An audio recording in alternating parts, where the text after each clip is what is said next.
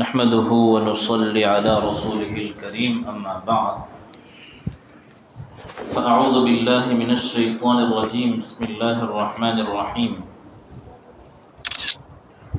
وجعلنا نومكم سباتا صدق الله العظيم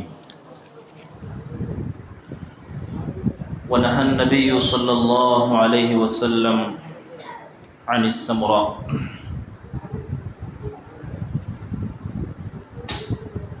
சங்கைக்குரிய அல்லாஹ்வின் நல்லடியார்களே, அல்லாஹ்வின் பேரருளால் 29 ஜுஸுகளை தராபீஹின் வாயிலாக நாம் ஓதக் கேட்டிருக்கின்றோம். அல்ஹம்துலில்லாஹ்.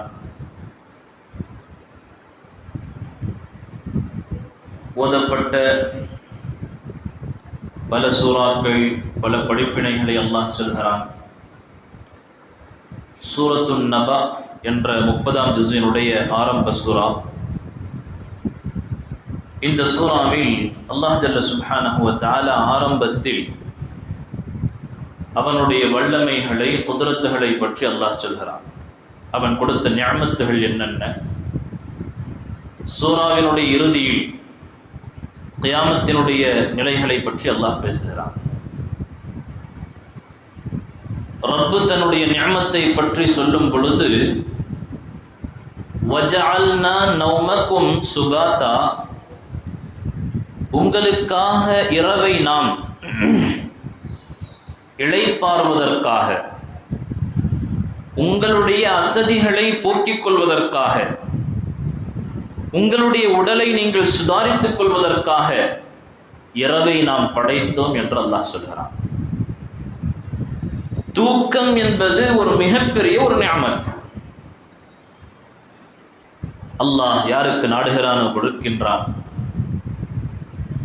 இரவும் பகலும் அல்லாஹ்வினுடைய அத்தாட்சிகளிலிருந்தும் ஒன்று.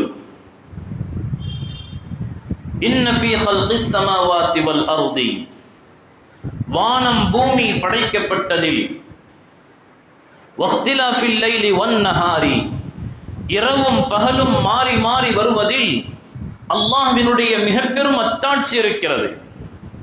லஆயாத்தில் லிஉலில் அல்பாப், அறிவுடையவர்களுக்கு நிறைய விளக்கங்கள் இதில் இருக்கிறது என்பதாக அல்லாஹ் சொல்கிறான். இன்னும் ஒரு ஆயத்தில் அல்லாஹ் சொல்லும் பொழுது குல் அராய்தும், நபியே நீங்கள் கேளுங்கள், மக்களிடத்திலே கேளுங்கள், அராய்தும் சொல்லுங்கள், இன் ஜஅலல்லாஹு அலைக்குமுல் லைல சர்மதன், உங்களிடத்தில் இரவு வருகின்றதல்லவா, அந்த இரவை அல்லாஹ் இரவாகவே ஆக்கிவிட்டால், பகல் வரவே இல்லை, இரவு இரவாகவே இருக்கிறது. மையத்தீக்கும் பிதியா, உலகத்தில் ஏதாவது ஒரு சக்தி உண்டா? அல்லாஹ் கேட்கின்றான். மையத்தீக்கும் பிதியா, வெளிச்சத்தை கொண்டு வரக்கூடிய, சூரியனை இழுத்து கொண்டு வரக்கூடிய சக்தி உங்களிடத்தில் இருக்கின்றதா? அடுத்து அல்லாஹ் கேட்கின்றான், இன்ஜஅலல்லாஹு அலைக்கும் அன்-நஹார சர்மதன், அப்ப என்ன நடக்கும்? இரவு இரவாகவே இருந்தால் அந்த குளிர்தன்மை என்பது அதிகமாகி அதிகமாகி அதிகமாகி ஒரு கட்டத்தில் மனிதன் வாழ முடியாத ஒரு நிலைக்கு தள்ளப்படுவான். இன்ஜஅலல்லாஹு அலைக்கும் அன்-நஹார சர்மதன், மீண்டும் அல்லாஹ் கேட்கின்றான், நபியே நீங்கள் கேளுங்கள் மக்களிடத்தில், அல்லாஹ் இந்த பகலை பகலாக ஆக்கிவிட்டார். நடுவுல இருக்குது சூரியன், உச்சத்துல அல்லாஹ் நிறுத்திவிட்டான். பகல் பகலாகவே இருந்தால் மையத்தீக்கும் பிலைலின் தஸ்குனூன ஃபீ, நீங்கள் நிம்மதி அடைவதற்காக, நிம்மதியான தூக்கத்தை தூங்குவதற்காக இரவை கொண்டு வரக்கூடிய சக்தி யாரிடத்திலாவது உண்டா? அல்லாஹ் சொல்லிவிட்டு அல்லாஹ் சொல்கிறான், வமிர் ரஹ்மத்திஹி, என்னுடைய ரஹ்மத்தை கொண்டு தான் ஜஅல லக்குமுல் லைல, இரவை நான் கொடுத்தேன், வன் நஹார, பகலை கொடுத்தேன். இரவை ஏன் கொடுத்தேன் தெரியுமா? லிதஸ்குனு ஃபீஹி, நீங்கள் அமைதி பெறுவதற்காக. வலிதப்தகு மின் ஃபضலிஹி, பகலை ஏன் கொடுத்தோம்? நீங்கள் அல்லாஹ்வினுடைய அருளை அடைந்து கொள்ள வேண்டும் என்பதற்காக. லஅல்லகும் தஷ்குரூன், இதையெல்லாம் கொடுத்ததினுடைய நோக்கம் நீங்கள் அல்லாஹ்விற்கு நன்றி செலுத்த வேண்டும் என்பதற்காக. இதையெல்லாம் சிந்திக்க வேண்டும். அல்லாஹ் சொல்கிறார், யத்தஃபக்கரூன், அறிவாளிகள் சிந்திப்பார்கள். இரவு பகல், வானம் பூமி, மரம் செடி கொடிகள், இதெல்லாம் எப்படி சிந்திப்பது ஒரு முஃமினுடைய வேலை. ஒரு முஃமின் நிச்சயமாக சிந்திப்பார். சங்கை மிக்கவர்களே, அல்லாஹ் இங்கு தூக்கத்தை பற்றி அல்லாஹ் சொல்கிறான். தூக்கத்துடைய விஷயத்திலே ரசூலுல்லாஹி ஸல்லல்லாஹு அலைஹி வஸல்லம் சஹாபாக்களுடைய வல்லமை என்ன? ஸல்லல்லாஹு அலைஹி வஸல்லம் அவர்களும் சஹாபாக்களும் இஷாவுடைய தொழுகைக்கு முன்னால் சாப்பிட்டு விடுவார்கள். சஹாபாக்களுடைய தர்த்தீவு, இஷாவுக்கு முன்னாடி சாப்பிடுவாங்க. இன்னைக்கு மருத்துவர்கள் சொல்கிறார்கள், சீக்கிரம் சாப்பிடுங்க, படுப்பதற்கு எத்தனை மணி நேரத்துக்கு முன்னாடி, இத்தனை மணி நேரத்திற்கு முன்னால் சாப்பிட்டால் தான் உங்களுடைய அந்த உணவு அது சரியாக இருக்கும் என்பதாக மருத்துவர்கள் இப்பொழுது சொல்கிறார்கள். ரசூலுல்லாஹி ஸல்லல்லாஹு அலைஹி வஸல்லம் சஹாபாக்களுடைய வலமை இஷாவிற்கு முன்னால் சாப்பிட்டு விடுவார். இஷா தொழுகைக்கு வருவாங்க. ஹதீஸ் ஷரீஃபிலே வருகிறது, சில சஹாபாக்கள் இஷா தொழுகைக்காக காத்திருக்கும் பொழுது யத்தமாயலூன், அவர்கள் லேசான அந்த தூக்கத்தில் இருப்பாங்க. லேசா சில சஹாபாக்கள் செய்வாங்க. சில சஹாபாக்கள் லேசாக இங்கும் அங்குமாக தூக்கத்தின் காரணமாக செய்வார். ஒழுவுடைய சட்டம் இருக்குது. ஒருத்தர் சாஞ்சி உட்கார்ந்து தூங்கினா ஒழு முறிஞ்சிரும், படுத்தா ஒழு முறிஞ்சிரும். அத்தஹியாத்துடைய நிலையில உட்கார்ந்து இருக்காரு, லேசான தூக்கம் வருது, ஒழு முறியாது, சட்டங்கள் இருக்கு. சஹாபாக்கள் இரவினுடைய ஆரம்பத்தில் சஹாபாக்களுக்கு தூக்கம் வரும், சீக்கிரம் போய் படுத்துருவாங்க. சில சஹாபாக்கள் மூன்றில் ஒரு பகுதி தூங்கி எழுந்து விடுவார்கள். அல்லாஹ்விற்கு முன்னால் நின்று தொழுது கொண்டிருப்பார்கள், அல்லாஹ்விற்கு முன்னால் அழுது கொண்டிருப்பார்கள். சஹாபாக்களுடைய வலமை.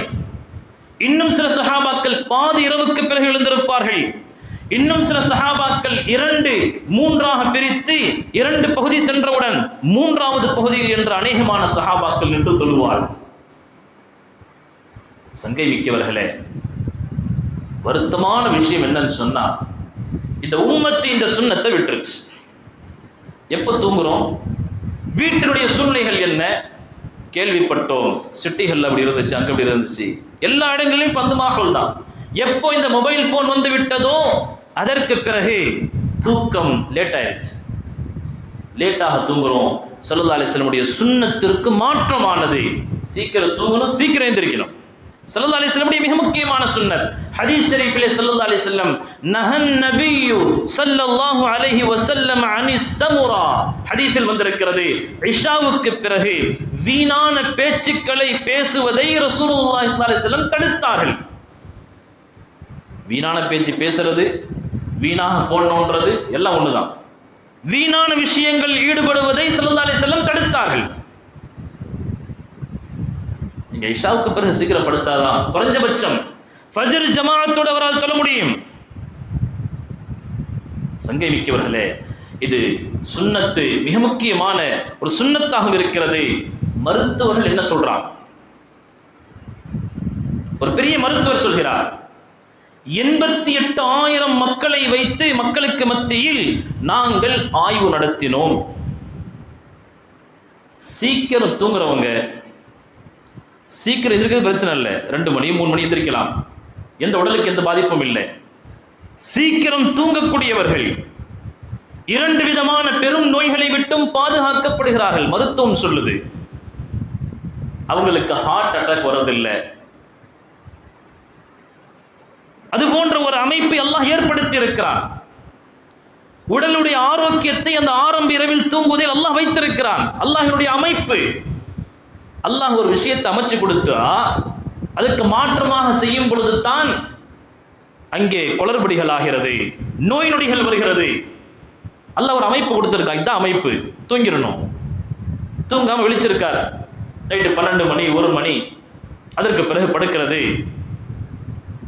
சொல்றாங்க மருத்துவர்கள், 2 விதமான நோய்களை விட்டும் பாதுகாக்கப்படுகிறார்கள் இரவில் சீக்கிரம் படுப்பவர்கள்.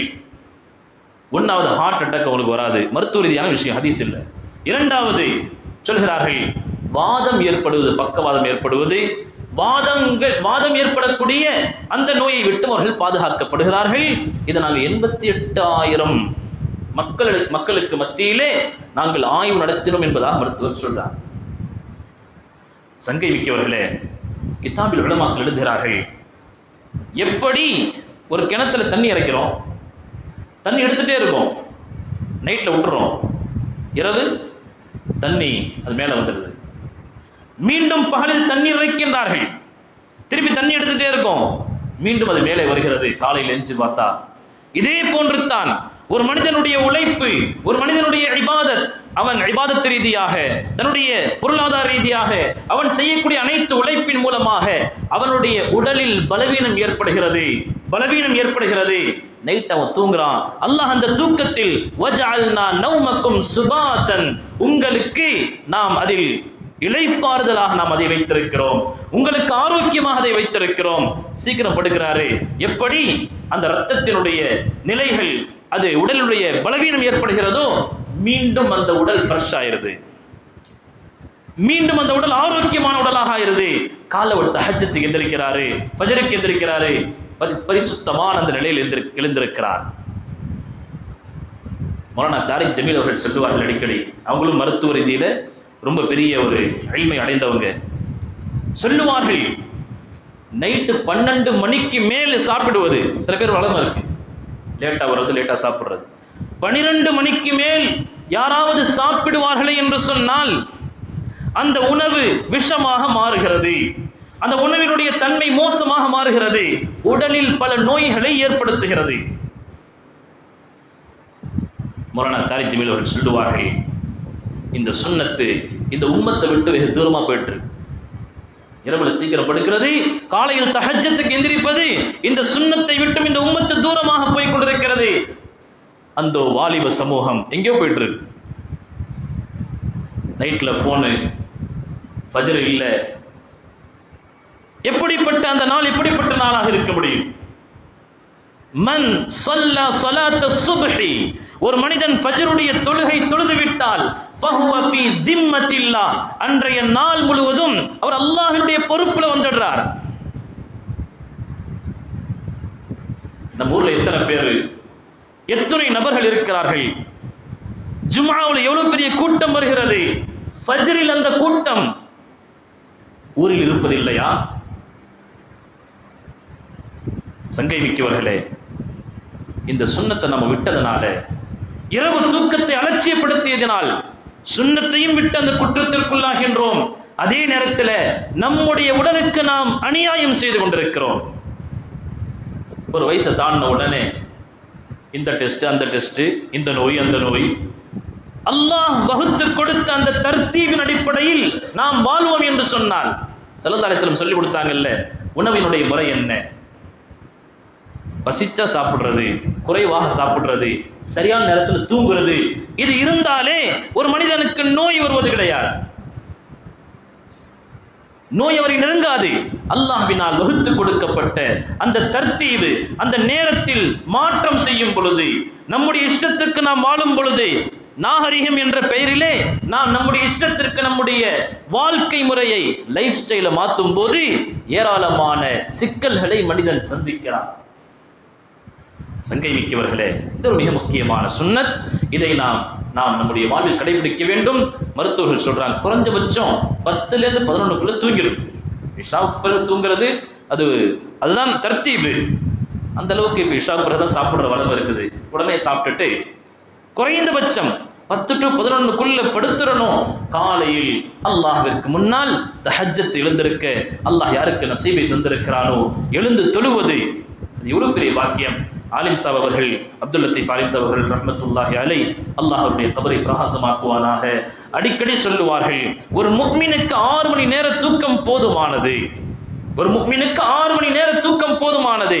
10 மணிக்கு அவர் படுத்துட்டாருன்னா 4 மணிக்கு எந்திரிச்சிடலாம். 4 மணிக்கு எந்திரிச்சு அல்லாஹ்விற்கு முன்னால் நின்று 2 ரக்காத் தொழுது அவர் கேட்டால் அவருடைய வாழ்க்கை எப்படிப்பட்ட பரக்கத்தான வாழ்க்கையாக இருக்கும், அவருடைய குடும்பம் எப்படிப்பட்ட ஒரு ஹைரை அடையக்கூடிய குடும்பமாக இருக்கும், அந்த வீட்டில் எப்படிப்பட்ட செழிப்பு இருக்கும், அந்த அந்த அந்த பிள்ளைகளுக்கு அல்லாஹ் எப்படிப்பட்ட ஒரு ஹிதாயத்தை கொடுப்பான். எந்திரிச்சு பார்க்குறாங்க பிள்ளைங்க, சின்ன சின்ன பிள்ளைங்க, தஹஜ்ஜத் நேரம் 4 மணி, தந்தையும் தொழுகிறார், தாயும் தொழுது கொண்டிருக்கிறாள், தாய் சுஜூதில் இருக்கிறாள், தந்தை துஆவில் இருக்கிறார். இது எப்படிப்பட்ட ஒரு அழகான ஒரு முன்னுதாரணமான குடும்பமாக இருக்கும் சங்கை மிக்கவர்களே. இந்த தூங்கல் விஷயத்துல நாங்க அலட்சியம் காட்டக்கூடாது. இது ஸல்லல்லாஹு அலைஹி வஸல்லம் மிக முக்கியமான சுன்னத். ஸல்லல்லாஹு அலைஹி வஸல்லம் சொன்னார்கள், இந்த ஹதீஸ் நமக்கு போதுமானது. நஹன் நபியு ஸல்லல்லாஹு அலைஹி வஸல்லம் அனி ஸமுரா, இஷாவுக்கு பிறகு வீணான விஷயங்கள் பேசுவதை விட்டும் ஸல்லல்லாஹு அலைஹி வஸல்லம் தடுத்தார்கள். வீணான விஷயம் பேசுறது, வீணான விஷயங்கள் ஈடுபடுவது, அனைத்தையும் ஸல்லல்லாஹு அலைஹி வஸல்லம் தடுத்த முக்கியமான விஷயங்கள். அதை நாம் கவனத்தில் கொண்டு இரவினுடைய தூக்கம் ஒரு நிஅமத்து, அதை நாம் சரியாக பயன்படுத்தும் பொழுது அல்லாஹ் உடல் ஆரோக்கியத்தையும் கொடுக்கிறான். அதே நேரத்தில் அந்த சுன்னத்தை ஹயாத்தாக்கி நன்மையும் கிடைக்கிறது. ஃபஜ்ருக்கு இலகுவாக நம்மால் எஞ்சி ஜமாத்தோடு தொழ முடியும். அது மட்டுமல்லாமல் அல்லாஹ் நசீபை கொடுத்தால் தஹஜ்ஜத்தில் இருந்து அல்லாஹ்விற்கு முன்னால் அழுது கண்ணீர் சிந்தக்கூடிய அந்த பாக்கியத்தையும் அல்லாஹ் கொடுப்பான். அல்லாஹ் ஜல்ல சுப்ஹானஹு வ தஆலா இந்த மேலான இந்த உம்மத்தை ரொம்ப தூரமாகிட்ட அந்த சுன்னத்திலே அல்லாஹ் கவனம் செலுத்தி நாம் அமல் செய்யக்கூடிய பாக்கியத்தை நமக்கும் நம்முடைய சந்ததிகளுக்கும் அல்லாஹ் தந்தருள் புரிவானாக. ஆமீன். வ ஆகிரு தஅவானா அல்ஹம்துலில்லாஹி ரப்பில் ஆலமீன்.